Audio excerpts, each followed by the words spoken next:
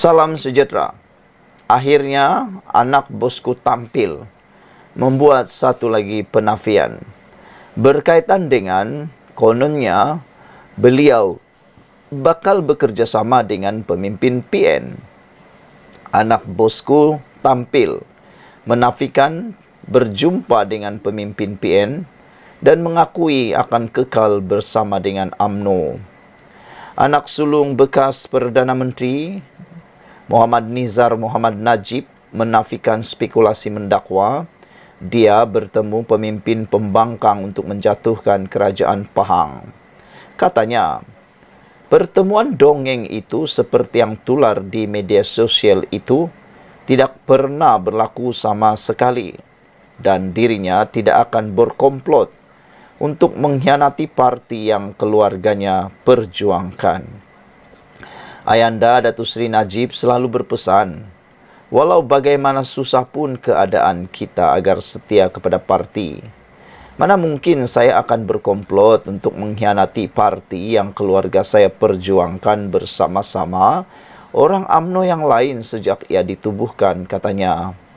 Mana mungkin saya akan membelot untuk khianati kerajaan negeri Pahang yang diterajui oleh Menteri Besar Pahang, Datuk Seri Wan Rosdi Wan Ismail, seorang pemimpin yang saya amat kasihi dan hormati, katanya dalam satu hantaran di Facebook hari ini.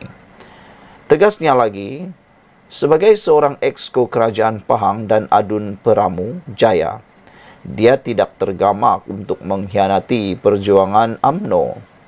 Saya bukan seorang katak politik, katanya, yang sanggup menggadaikan prinsip dan marwah serta menjualkan diri kepada mana-mana pembida yang tinggi, katanya lagi. Terdahulu, tular satu poster di media sosial yang mendedahkan Pahang sedang goyang. Ia mendakwa sebuah kerajaan negeri akan ditubuhkan setelah anak Najib itu berjumpa dengan pemimpin Perikatan Nasional PN. Pada pilihan raya umum ke-15 lalu, Perikatan Nasional memperoleh 17 kerusi manakala BN juga memenangi 17 kerusi. Bagaimanapun, dengan sokongan Pakatan Harapan PH yang mempunyai 8 kerusi, BN berjaya menubuhkan kerajaan negeri. Mengulas lanjut, Nizar yang juga naib ketua UMNO bahagian Pekan meminta supaya fitnah yang hanya mahu mencari keuntungan politik murahan dihentikan. Nabi Muhammad mengecam perbuatan fitnah ini sekeras-kerasnya. Sebagaimana sabda baginda yang bermaksud, tidak masuk surga orang yang menyebar fitnah, mengadu domba. Hadis riwayat Al-Bukhari. Mesejnya jelas, saya kekal setia bersama UMNO, Barisan Nasional BN dan Kerajaan Pahang yang ada sekarang, katanya lagi. Saudara-saudara sekalian, nampaknya makin terdesak pihak pembangkang untuk menggunakan isu yang sudah kehabisan modal. Isu-isu pembangunan, isu-isu tentang perkara-perkara memburukkan Anwar Ibrahim semua tak boleh pakai lagi. Semuanya sudah basi, semuanya sudah ditolak. Kini mereka menggunakan naratif-naratif lain pula yang lebih dahsyat, sehingga menggunakan anak Najib pula untuk kononnya mahu menjatuhkan kerajaan Pahang. Apa pendapat anda? Apa lagi? Salam sejahtera. Akhirnya Zahid Hamidi tampil menjawab isu kononnya UMNO ada rundingan dengan PAS. Saudara, isu ini makin panas. Nampaknya ada pihak-pihak tertentu yang semakin tersepit dan semakin terdesak mendapat perhatian. Semakin terdesak nak menang kuasa sehingga sanggup menggunakan parti orang lain. Sehingga sanggup menggunakan UMNO untuk meraih sokongan. Lebih-lebih lagi pilihan raya Nenggiri yang tidak lama lagi akan dijalankan. Ada pihak tertentu yang sudah mula menjajah naratif buruk, fitnah, dan lebih teruk menunggang parti lain semata-mata untuk mau mencuri undi. Zahid Hamidi kata, sah, tiada rundingan PAS dan UMNO. Saudara Presiden UMNO, Ahmad Zahid Hamidi menegaskan, tiada pertemuan maupun perbincangan antara parti itu dengan PAS bagi membentuk kerjasama dalam pilihan raya. Malah, Zahid Hamidi berkata, dia secara peribadi tidak bertemu dengan mana-mana pemimpin parti musuh tradisi mereka itu. Mereka iaitu PAS tidak berjumpa dengan saya, katanya kepada pemberita di Shah Alam hari ini. Semalam, Ketua Penerangan PAS Ahmad Fadli Sari berkata, wujud perbincangan antara parti itu dan UMNO bagi membincangkan kerjasama dalam pilihan raya umum akan datang. Siapalah yang dimaksudkan oleh beliau ini dan apa pula naratif yang mau dijual? Dakwanya beberapa siri pertemuan tidak rasmi diadakan, membabitkan pemimpin utama kedua-dua parti yang antara lain bagi menyatukan kembali undi Melayu. Fadli mendakwa pemimpin utama UMNO itu meluahkan rasa serba salah bekerja sama dalam kerajaan yang didakwa merugikan. Dalam pertemuan itu, mereka mengharapkan agar kerjasama bersama dengan PAS dapat bersatu kembali. Cuma mereka tidak berani ingin melawan apa yang diputuskan Presiden UMNO, katanya. Wow, ada netizen kata jangan termakan umpan hasutan daripada pemimpin PAS. Kata netizen, mereka sengaja mengadu domba, cuba melaga-lagakan, cuba menggoncang kestabilan UMNO yang kini semakin baik. Bagaimanapun, Zahid yang juga timbalan Perdana Menteri berkata, jika ada pun pertemuan, ia bukan secara rasmi. Jika ada pun pertemuan, mungkin itu pendekatan yang dibuat secara pribadi, bukan secara rasmi, katanya. Pada 8 Julai lalu, Zahid menyatakan pendiriannya untuk tidak bekerja sama semula dengan PAS selagi Abdul Hadi Awang menjadi presiden. Katanya, dia berpendirian demikian susulan kerjasama sebelum ini dengan Mufakat Nasional MN dikhianati oleh PAS. Beberapa komen daripada netizen berkait isu ini. Pepel Maus kata, PAS UMNO tidak semestinya pengundi Melayu sokong dan dapat majoriti dalam PRU. Kena ingat itu. Kalaupun menang semua kerusi termasuk bersatu, baru ada 100 kerusi. Kalau Sabah Sarawak tak dokong, mustahil jadi kerajaan. Malah gabungan Mufakat Nasional memudahkan orang Melayu memilih nanti. Melayu dah tahu semua perangai UMNO dan PAS. Tak semua orang UMNO akan undi Mufakat Nasional, kata Purple Mouse.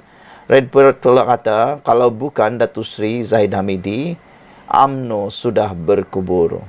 Sokong Perdana Menteri X dan Datuk Seri Zahid Hamidi dan sekat Dincirit Janawi Bawa, Amza Minyak Masak, Hedi Ponteng Parlimen dari menjadi kerajaan, kata Red Parrot. Jimmy Page kata, lain pula. Red Parrot pula kata, no Anwar no DAP sebelum PRU 15. Selepas PRU 15, UMNO kalah teruk dan ditolak rakyat. Bermaksud manifesto UMNO dan juga prinsip UMNO pada PRU 15 ditolak rakyat. So, UMNO dengan kerusi yang sedikit tidak boleh bertindak sebagai abang besar. Tidak ada pilihan dan terpaksa ubah strategi. UMNO menyahut titah yang di Pertuan Agong dan bersetuju membentuk kerajaan perpaduan. So, tak ada salahnya UMNO menerima tawaran dan memilih berada dalam kerajaan supaya perjuangan parti untuk rakyat dapat diteruskan. Sekian dulu untuk kali ini. Jangan lupa tinggalkan komen anda. Salam sejahtera. Jangan pula orang bersatu anggap profesor peguam tersohor ini tidak hadam perlembagaan. Minggu lepas, pandangan saya mengenai 6 ahli parlimen bersatu tidak boleh mengosongkan kerusi tular di TikTok dan YouTube. Ada yang sokong dan hargai, tetapi banyak juga yang panas hati. Ada yang mencarut dan memaki hamun, terutama golongan politikun. Mereka yang taksub dengan parti. Pandangan saya mudah. Punya teruknya pindaan yang dibuat. Banyak percanggahan dan lompong. Undang-undang membuatkan winners take all. Speaker boleh buat keputusan sendiri. Saya juga katakan, apa yang dibuat oleh Parti Bersatu ialah pemecatan konstruktif. Ia merupakan pengecualian bawah perlembagaan. Makanya, tiada keperluan 6 ahli parlimen untuk kosongkan kerusi. Bangkitlah orang Bersatu mengatakan, saya bodoh dan tak hadam perlembagaan. Hari ini, tup-tup keluar suatu pandangan daripada pakar perlembagaan negara, Profesor Dr. Syed Salim Faruqi, sama apa yang saya pernah perkatakan. Peguam kanan Hanif Katri pun berpandangan sama. Apa yang dibuat oleh speaker itu selari dengan perlembagaan. Tiada keperluan kosongkan kerusi kerana ia suatu pemecatan konstruktif. Saya harap tiada orang Bersatu, kata profesor dan peguam tersohor ini bodoh pula, sebab tak kena pula dengan naratif mereka. Itu sebab, kalau nak menilai isu, bertanyalah pada pakar dan yang tahu, bukan nilaian dari para parti politik semata-mata. Lebih teruk lagi, menilai dengan emosi dan otak pemikiran yang jumud dan tersempit. Juga pandangan ahli politik kerajaan yang tentang kerajaan sebab nak up nama sendiri banyak muncul kebelakangan ini, termasuk dalam parti Perdana Menteri sendiri. Untuk rekod, saya bukanlah pakar perlembagaan. Tetapi kalau tuan-puan tanya kebanyakan peguam non-partisan, mereka akan bagi pandangan yang sama dengan Profesor Saad dan Hanif Katri kerana kita pandang dari lensa undang-undang, bukan parti. Profesor Saad Salim Faruqi merupakan Profesor Undang-Undang Perlembagaan saya dulu. Alhamdulillah, saya masih ingat apa yang diajari. Mana juak-juak yang kata saya bodoh hari itu. Saya harapkan makian memakan diri, kata Liana Marzuki. Ulasan tadi ditulis oleh Liana Marzuki, dipetik daripada Harapan Daily. Saudara-saudara sekalian, sungguh mengejutkan apabila isu yang dipertahankan oleh para walaun ini turut ditolak oleh profesor dan peguam tersohor yang mana mereka ialah pakar-pakar perlembagaan. Jadi, di mana sudah orang yang mencarut dan memaki-maki itu, kata Liana. Sekian untuk kali ini. Jangan lupa ikuti terus ulasan selepas ini. Salam sejahtera. Apa jadah perguna kunut nazila mantan pemimpin PAS hentam bekas partinya? Seorang mantan pemimpin PAS menemplak bekas partinya yang memperguna doa kunut nazila kepada sesama umat Islam. Muhammad Naki Ahmad yang juga bekas naib presiden parti satu ketika dahulu berkata, umat Islam kini sedang berada dalam keadaan terhimpit. Beliau menyelar sikap pemimpin PAS yang memperguna doa kunut nazilah supaya Allah menghancurkan saudara muslimnya hanya kerana berbeza politik. Umat Islam sememangnya berada dalam keadaan terhimpit, tulis beliau. Apalah jadahnya, orang Islam sendiri berdoa pula supaya Allah menghantar bala tenteranya untuk menghancurkan saudara muslimnya yang hanya berbeza faham politik. Doa yang dihantar untuk musuh dituju untuk orang Islam, kata Muhammad Naqi, yang juga bekas yang dipertua Yayasan Dakwah Islamiyah Malaysia Yadim dalam satu hantaran di Facebook baru-baru ini. PAS sebelum ini mempertahankan sikap ahli parlimen mereka bersama Perikatan Nasional yang membaca kunut nazilah selepas Wan Ahmad Faisal, Wan Ahmad Kamal digantung 6 bulan daripada menyertai sidang Dewan Rakyat. Mursidul Ampas Hashim Jassin berkata, bacaan tersebut wajar kerana membaca kunut nazilah tidak hanya terhad kepada situasi berdepan dengan peperangan. Sebaliknya, kata Hashim, pada pandangan peribadinya, doa itu boleh dibacakan jika ada jemaah Islam yang membawa perjuangan agama ditekan oleh pihak lawan. Saudara-saudara sekalian, dengan jawapan daripada Hashim Jassin itu, orang mula bertanya-tanya.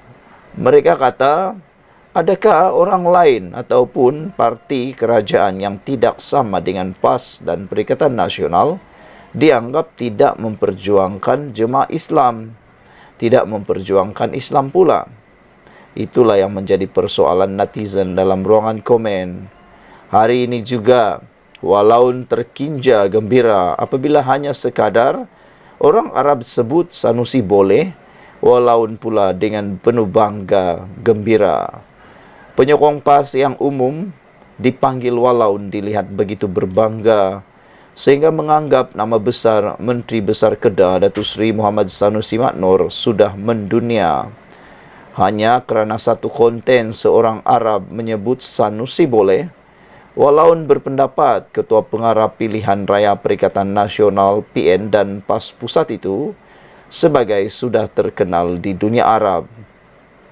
Nama Datuk Seri Sanusi mendunia, terkenal di benua Arab, tulis seorang TikTokers yang juga penyokong ekstrim PAS.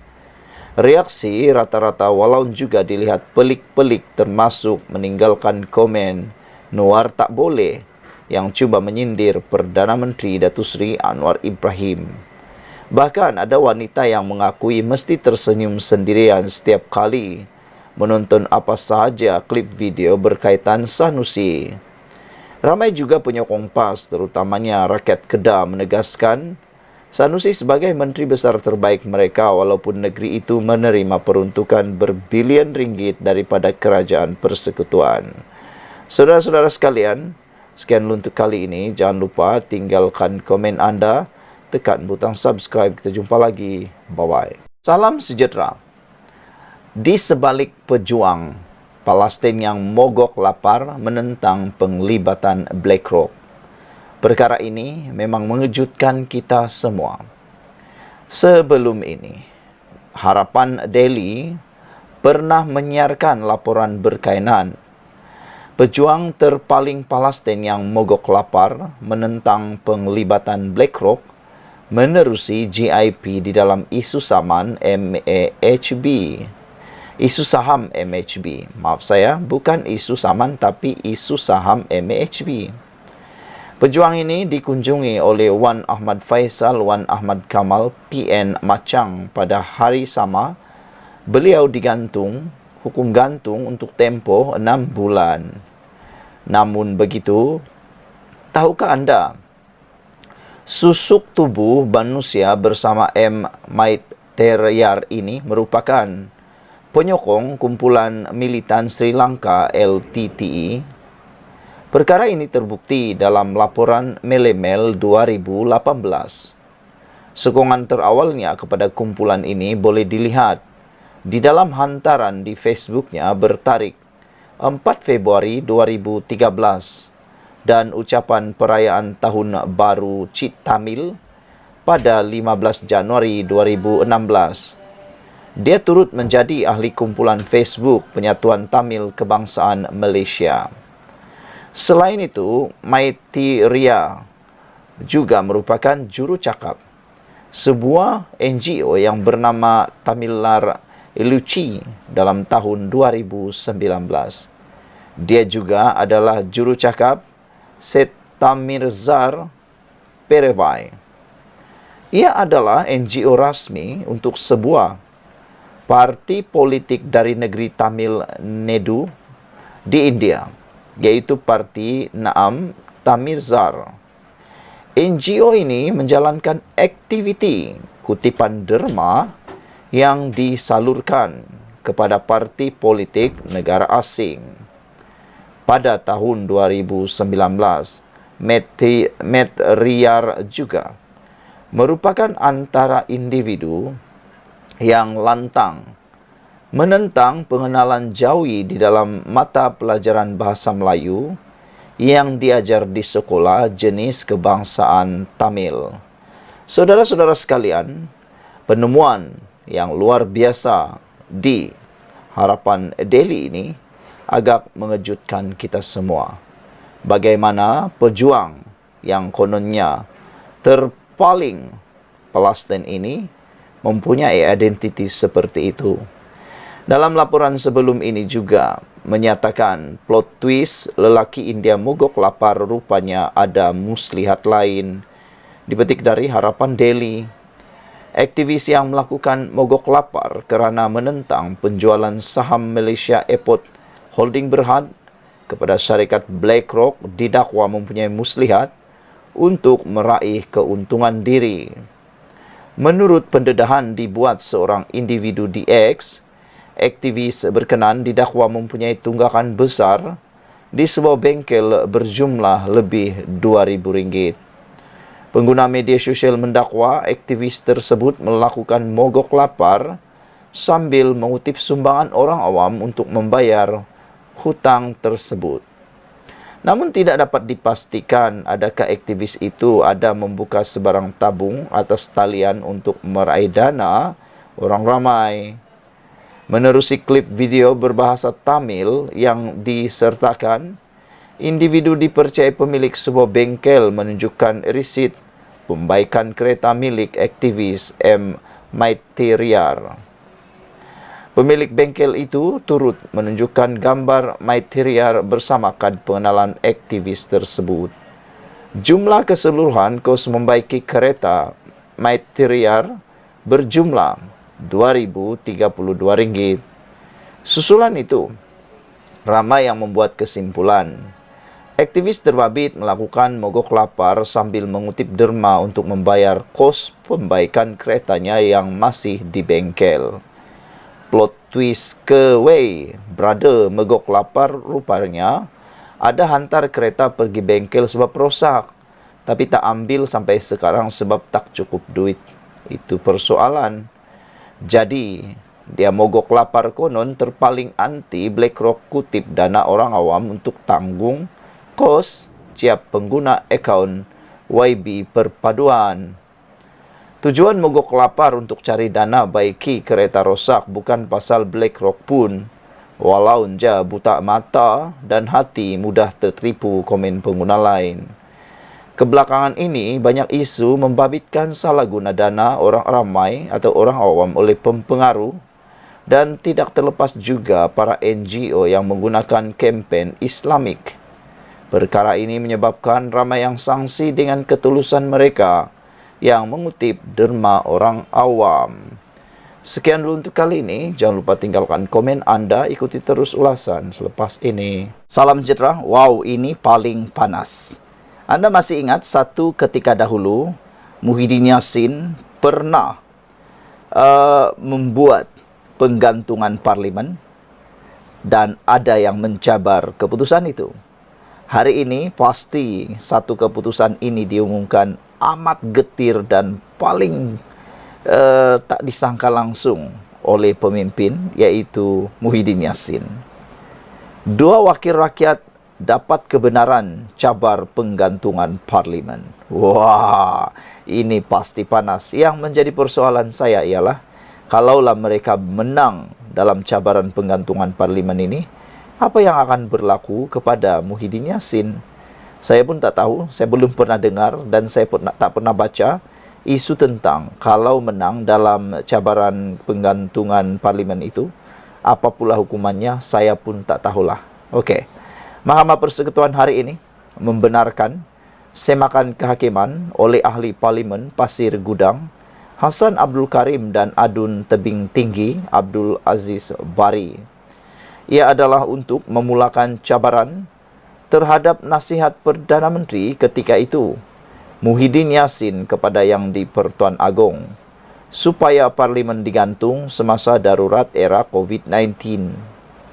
Kedua-dua mereka mahu penghakiman Mahkamah Sivil berhubung kesahihan nasihat Muhyiddin kepada Yang di-Pertuan Agong yang membawa kepada penggantungan Parlimen semasa era COVID-19 pada tahun 2021. Bagaimanapun, Parlimen telah mula bersidang dan perintah darurat berkaitan telah ditarik balik 2 tahun lalu. Berikutan situasi pandemik COVID-19 di Malaysia yang semakin pulih. Dengan keputusan Mahkamah Tertinggi hari ini, Mahkamah Tinggi Kuala Lumpur akan mendengar semakan kehakiman itu yang menyentuh nasihat yang diberikan oleh Perdana Menteri kepada Seri Paduka Baginda untuk pengisytiharan darurat. Nasihat Perdana Menteri kepada Yang di-Pertuan Agong dinyatakan dalam perkara 150 Perlembagaan Persekutuan. Hassan dan Aziz memohon perintah mahkamah bahawa keputusan Kabinet Muhyiddin untuk menasihatkan Seri Paduka Baginda mengisytiharkan Seksyen 14 Ordinan Darurat Kuasa-Kuasa Perlu tahun 2021 adalah tidak berperlembagaan, menyalahi undang-undang dan tidak boleh atau tidak berkuat kuasa. Ordinan itu telah menyebabkan Dewan Rakyat dan Dewan Negara digantung buat sementara waktu.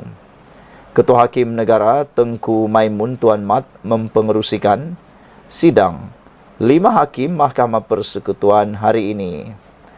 Panel itu juga dianggotai oleh Presiden Mahkamah Rayuan Abang Iskandar Abang Hashim serta Hakim-Hakim Mahkamah Persekutuan P. Nalini, Harminder Singh Dhaliwal dan Rozaria Bujang.